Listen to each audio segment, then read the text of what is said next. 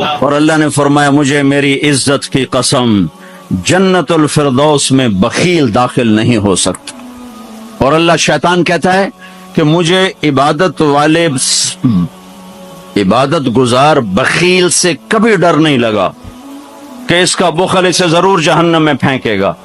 نافرمان سخی سے ہر وقت ڈرتا رہتا ہوں کہ اس کی سخاوت کب اسے جنت میں پہنچاتی۔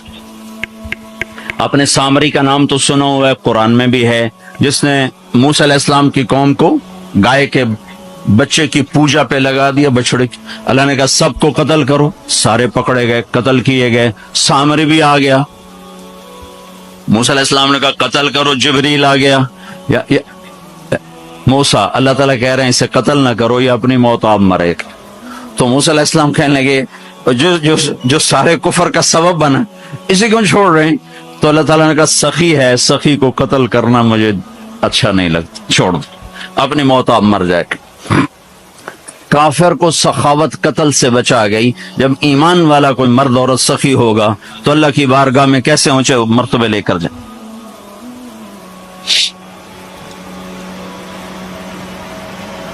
تو اپنے اوپر خرچ کرو وسعت کے مطابق، اللہ نے روکا نہیں ہے، منع نہیں کیا ہے، لیکن غریب کو بھی یاد کرو۔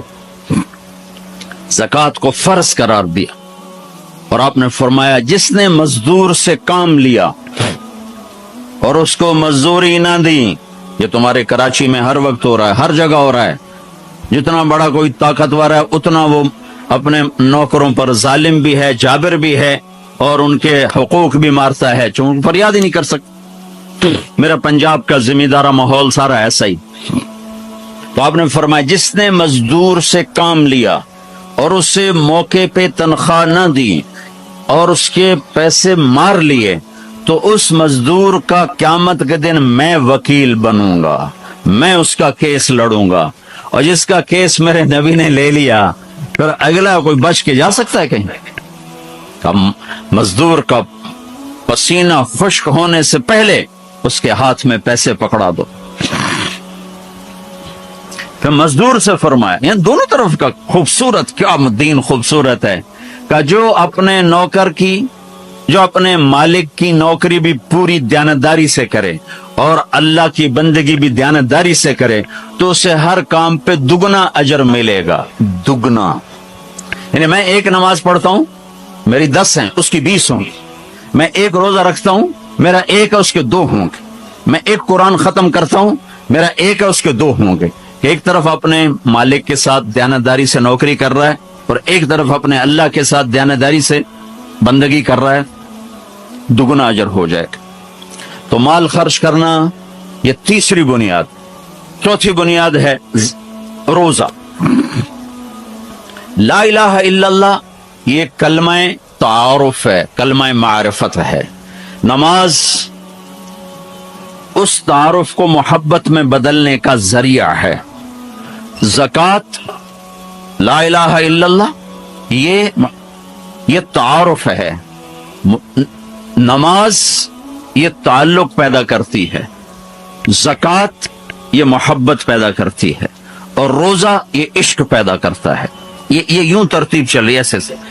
ایک دم حج پہ ہم چڑھ جاتے ہیں نا، یہ پچھلی سیڑھیاں طے نہیں کرتے، جیسے جاتے ہیں ویسے ہی واپس آ جاتے۔ تو لا الہ الا اللہ محمد رسول اللہ یہ تعارف کا کلمہ ہے، تعارف ہو رہا ہے، پہچان ہو رہی۔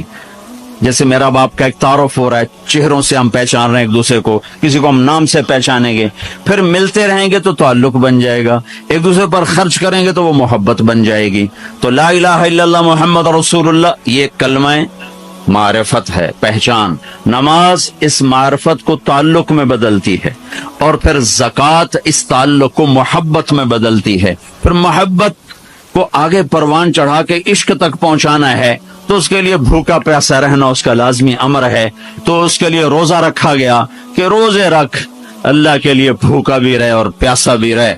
اب یہ بھوک اور پیاس مل کر اس کے اندر ایک عشق کی آگ لگاتی ہے، پھر یہ عشق مجبور کرتا ہے کہ محبوب کو دیکھوں تو صحیح، اس کا دیدار تو کروں، اور نہیں تو اس کے گھر کا دیدار کروں، کہیں تو نظر آئے، کہیں تو کوئی آثار دیکھوں۔ تو پھر اس کے لیے بلایا گیا کہ اب آؤ والہانہ عاشقانہ مجنونانہ، چونکہ جو عاشق ہوتا ہے وہ زیب و زینت سے بے نیاز ہوتا ہے، وہ تو دیوانوں کی طرح آتا ہے، لہذا کہا بھائی دیوانوں کی شکل بناؤ، ٹوپی اتار دو، خوشبو پھینک دو، کنگھی پھینک دو، کفن پہن لو، جوتا بھی ایسا ہو کہ صرف تمہیں گرمی سے بچائے، سردی سے بچائے، اور آؤ میرے گھر کی طرف۔ کراچی میں کہا تضرعا و خفیہ، مجھے یاد کرنا تو آہستہ آہستہ، شور نہ مچایا کرو، اور جب بیت اللہ میں بلایا قال عجب ثج، شور مچاتے ہوئے آؤ، کہ دیوانے شور مچاتے ہوئے پہچانے جاتے کہ دیوانہ ہے، بڑا سنجیدہ ہو تو بڑا عقل مند ہے، کہ نہیں وہاں عاشق بن کے جانا ہے، عاشق ہوں میں عشق کما میں، یہ میری زبان کی شاعری ہے، تمہیں مزہ آئے نہ آئے مجھے مزہ لینے دو، عاشق ہوں میں عشق کما میں، دل رکھیں وانگ پہاڑاں ہو، سہ سہ بدیاں ہزار علامیں، کر جانے باغ بہاراں ہو، منصور جے چک سولی دیتے، جڑے واقف کل اسراراں ہو، سجدیں سر چائیں نبا ہو، توڑے کافر کہن ہزاراں ہو، عاشق سوئی حقیقی جڑا قتل معشوق دے مننے، سر نو جوڑے تے مکھ نہ موڑے، ہمیں 100 تلواراں کھنے، سچا عشق حسین علی دبا ہو، سر دتے تے روز نہ بھننے، یہ حج ہے، یہ حج ہے۔ ابا الحب ان یخفا وقد کم کتمتہ فاصبح عندی قد اناخ وطنبا، یہ ایک لڑکی بیت اللہ کا طواف کر رہی تھی اور یہ شعر پڑھ رہی تھی، اذا شد شوقی ہام قلبی بذکرہ وان رمت قربا من حبیبی تقربا، اور جنید بغدادی طواف کر رہے اور ان کے کانوں میں شعر پڑے، اور شعروں کا ظاہر بڑا جب ہے کہ میں نے تو محبت کو بہت جھٹکے دیے، بہت اپنے آپ کو بچایا، پر عشق نے میرے دل میں ڈیرے ڈال دیے اور خیمے کاٹ دیے، تنابیں کس دیں، مجھے کہیں کا نہ چھوڑا، مجھے کسی کا نہ چھوڑا، میں ایک ہی کی ہو کے رہ گئی، جب اس کا خیال آتا ہے تو میں پاگل ہو جاتی ہوں، جب وہ نظر آتا ہے تو میں ہوش میں آتی ہوں۔ تو وہ جنید بغدادی کہنے لگے وہ لڑکی بیت اللہ میں کیا کہہ رہی، تو اس نے دیکھا اور ہنس پڑی، لولا التقى لم اهجر عن طيب الوطن، کیا سمجھے ہو، میری بات کو غلط سمجھے ہو، مجھے میرے رب کا عشق رات کے اندھیرے میں یہاں لایا، میں کسی اور کی بات نہیں کر رہی۔ پھر کہنے لگی تم کس کا طواف کر رہے ہو، تو جنید کہنے لگے بیت اللہ کا، تو وہ زور سے ہنس پڑی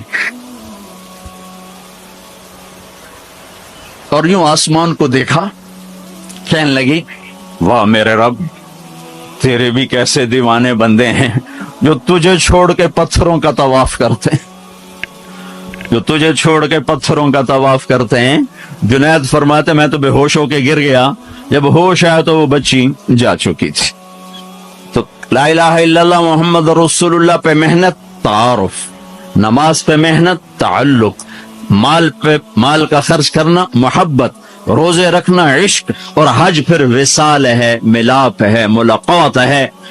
دیکھو نا، کوئی عبادت کی شکل ہی نہیں ہے کہ ایک آدمی ننگے سر ہے، 2 چادریں پہنی ہوئی ہیں اور بیت اللہ میں چکر لگا رہا ہے، بھائی کیا کر رہے ہو؟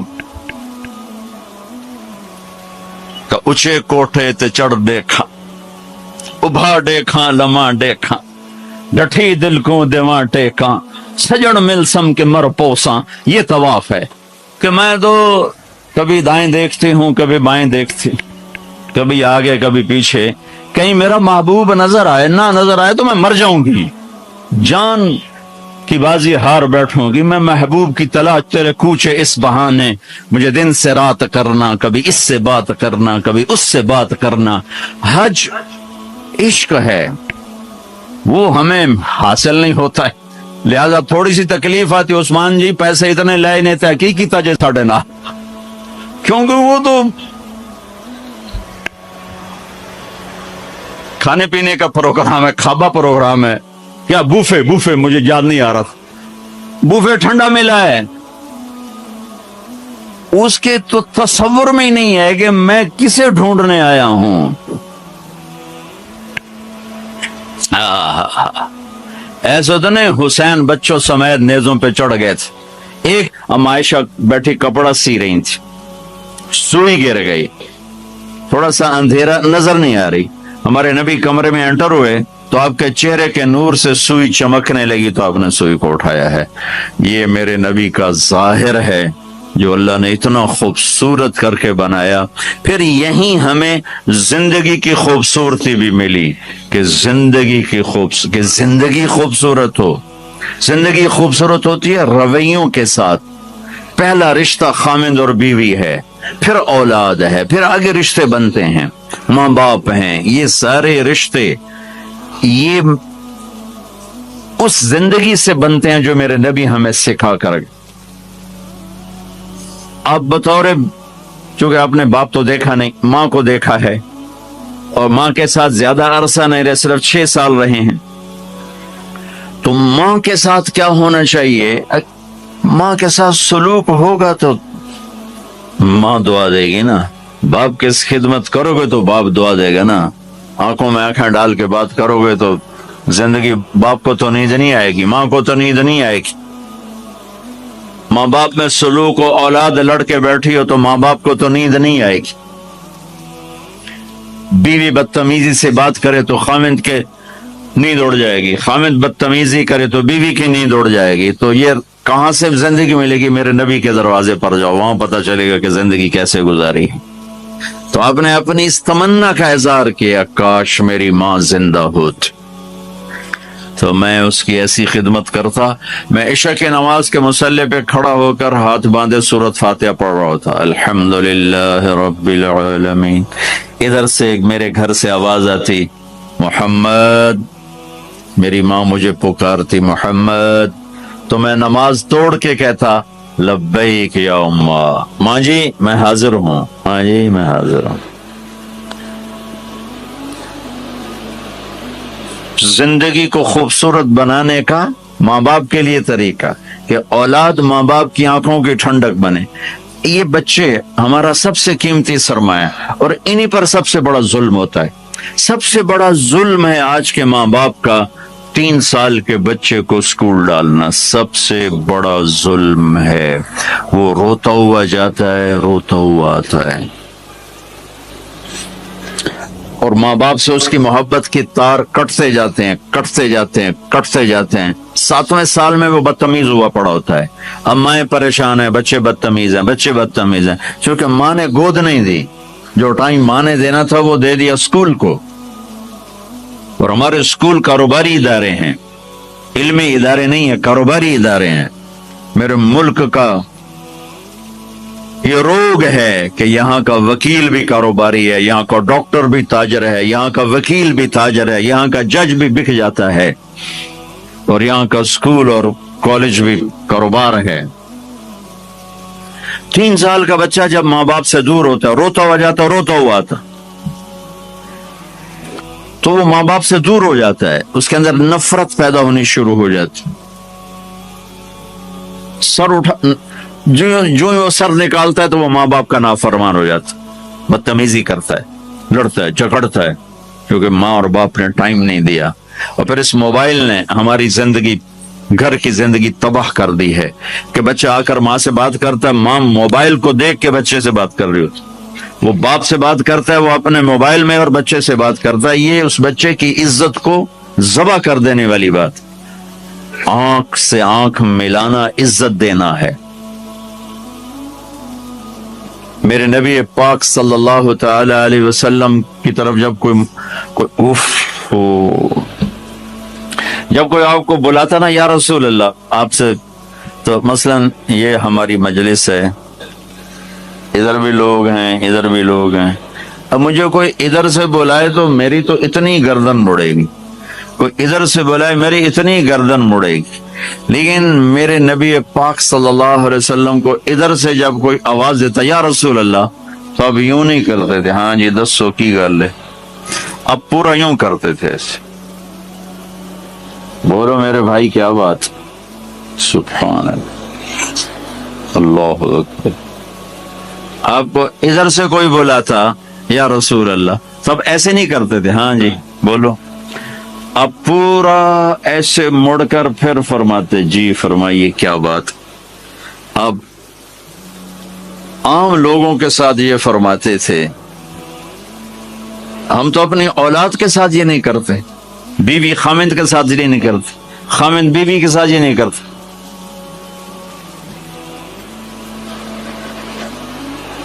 تو وہ ایک گیپ پیدا ہو جاتا ہے, ایک فاصلہ پیدا ہو جاتا ہے. تو میرے نبی نے بتایا کہ ماں باپ کے ساتھ کیا کرنا ہے, کہ میری ماں ہوتی تو میں نماز ہی توڑ دیتا اس کے لیے. حج کا سفر 70,000 کا مجمع تقریباً جمع ہو چکا ہے ابوا پہنچتے پہنچتے, اور آپ ایک دم اونٹنے کا رخ موڑو پہاڑوں میں چلے گئے. میری زندگی سفروں میں گزری ہے, ان میں خوبصورت ترین سفر میرا وہ ہے جو میں نے حضرت اماں آمنہ کی قبر پہ حاضری تھی, پہاڑوں کے اندر. آپ اندر تشریف لے گئے, مجمع بھی ساتھ ہو گیا, کدھر جا رہے ہیں؟ اونٹنی کو بٹھایا, پہاڑ ہے کوئی 40-50 فٹ اونچا, اس کے اوپر قدرتی ایسے ایک پلین بنا ہوا ہے جیسے اللہ نے پہلے سے سنبھال کے رکھا ہوا. اب تو انہوں نے قبر کا نشان مٹا دیا ہے. تو ماں کی قبر کے سرہانے تشریف لے گئے اور گھٹنے اٹھائے, ہاتھ یہاں رکھے اور سر گھٹنوں میں دیا ایسے. یہ پوزیشن ہے چھوٹے بچے کے رونے کی, جب وہ رونا چاہتا ہے تو پھر اپنے پاؤں اٹھا کر یوں کر دیتا. پھر اس کے بعد آپ ایک معصوم بچے کی طرح روئے, اور اتنا روئے کہ آپ کی ساری داڑھی آنسوں سے تر ہو گیا, آپ کا احرام تر ہو گیا, اور اپریل کی دھوپ تھی. اور آپ نے فرمایا میں آج رات یہیں قیام کروں گا. میں وہاں گیا ہوں, وہاں 2 آدمی نہیں ٹھہر سکتے. میرے نبی نے کہا میں یہیں ٹھہروں گا. آگے کوئی 6-7 میل دور انتظام تھا حاجیوں کے اس قافلے کے ٹھہرنے کا, کچھ لوگ چلے گئے ہوں گے, لیکن آپ نے وہ رات اپنی ماں کے سرہانے گزاری. اور میں جب وہاں پہنچا تو مجھے چونکہ سیرت پڑھی تھی تو مجھے چشم تصور میں وہ نظر آ رہا تھا. حضرت آمنہ کی عمر صرف 25 برس تھی اور ہارٹ اٹیک ہوا اچانک, بولا نہیں جا رہا, اور اللہ کے نبی ماں کو دیکھ کے گھبرا رہے ہیں کہ کیا ہوا, 6 سال کا بچہ پہلی موت دیکھ رہا ہے, وہ بھی ماں کی. تو مجھے ہارٹ اٹیک ہوا تو بولا نہیں جاتا, بلا رہے ہیں بولا نہیں جا رہا, آوازیں نہیں نکل رہی. تو بلا رہے ہیں ام ایمن بھی ساتھ ہے, آوازیں نہیں نکل رہی. لیکن بجھنے سے پہلے شمع کے جو بھڑکتی ہے 2 لفظ بولے, کل حی میت و کل جدید بال وقد ولدت طہرا. میرے بچے ہر جوانی ڈھلتی ہے اور ہر زندگی موت کا نوالا بنتی ہے. مجھے لگتا ہے میرا وقت آ گیا ہے, لیکن میں ایک ایسے بچے کو چھوڑ کے جا رہی ہوں جو ساری دنیا کو پاک کر دے, پاکیزہ چھوڑ کے جا رہے ہیں. تو پتھروں میں ہی دبایا, کوئی کھودنے کا تو انتظام ہی نہیں تھا. تو جب پہاڑ سے نیچے اترے تو اللہ کے نبی نے ایک دم ہاتھ چھڑایا, دوڑ لگائی اور پھر پہاڑ پہ چڑھ گئے. تو ام ایمن آپ کی ماں ہے, دودھ پلا. 8 عورتوں نے میرے نبی کو دودھ پلا, ان میں ام ایمن بھی. وہ جب پیچھے گئیں تو ایسا منظر تھا جس کو دیکھ کر شاید زمین بھی رو رہی ہوگی اور آسمان بھی اور ابوا کے پہاڑ بھی. آپ ماں کی قبر پر ایسے لپٹے ہوئے تھے اپنے سینے کو پتھروں کے ساتھ, اور یوں دونوں ہاتھوں سے پتھر لیے ہوئے تھے. جب آپ ام ایمن قریب آئیں تو آپ سنا تو آپ فرما رہے تھے, ماں جی آپ کے سوا تو میرا کوئی نہ تھا, آپ بھی مجھے چھوڑ کے چلی گئیں, میرے لیے اب کس کی گود ہے.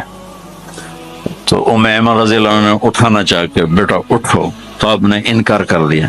تو میں نے کھینچ کے نیچے لائیں اور زبردستی لائیں اور اونٹنی پر بٹھایا, اور آگے 2 راتوں کا سفر تھا. وہ سب میرے نبی کے خاموش آنسوؤں سے آپ کا گریبان تر ہوتا گیا. اور آگے نہ کوئی خالہ ہے, نہ کوئی میں کوئی اور